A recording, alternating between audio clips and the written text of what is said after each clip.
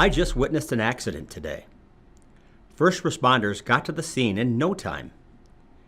Even though the accident didn't seem so bad, you may have wondered why the fire engine is on the scene of a minor traffic accident. I say minor because the car was off the road, but no major injuries or anything.